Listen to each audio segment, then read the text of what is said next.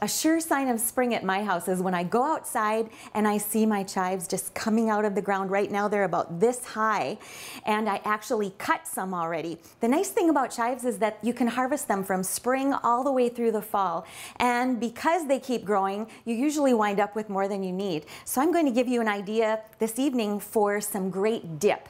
And another thing to remember too is that you can freeze them. I like to chop them up, pack them up into an ice cube tray, and then add a little water to it. Freeze them. Once they're frozen, I put them into a zip top bag, and whenever I need some flavoring for a soup or a sauce, I just take out one of those cubes and drop it in. Works great. So let's get to the dip or the spread that I'm going to make, because you can use it as either actually. I've already taken ½ cup of cream cheese and softened it a little bit so that it'll mix well with a ½ cup of plain yogurt. This is a nice creamy Greek style yogurt that's available in all the grocery stores now. It's strained a little bit more than just the traditional yogurt, so it's real creamy and a little bit thicker.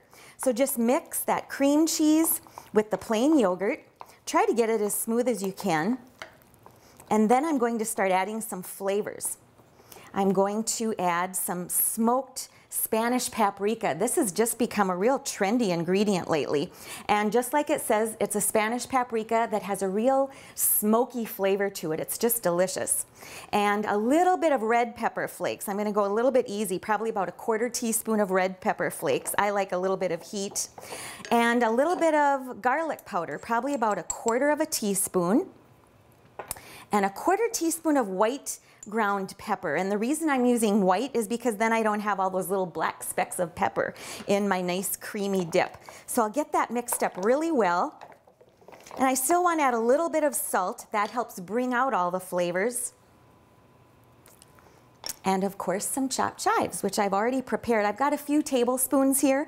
I'm going to add most of them, but I want to leave a little bit out to be able to sprinkle over the top. This is a wonderful topping for baked potatoes. It's great as a dip for fresh vegetables, but I also love it as a dip for sweet potato fries. So just put it into your bowl.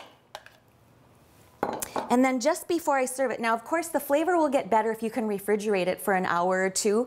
And then right before I serve it, I just drizzle it with a little bit of olive oil, probably about a teaspoon, and then sprinkle over the rest of the fresh chives. And when you start getting those chive blossoms, you know, those are edible too. And so another thing I like to do is take one of those blossoms, pull it apart, and then sprinkle it over the top, and it looks so pretty. So I hope you'll give this dip a try. I'll put the recipe on our website. I'm Sue Doden, and I'm all about food.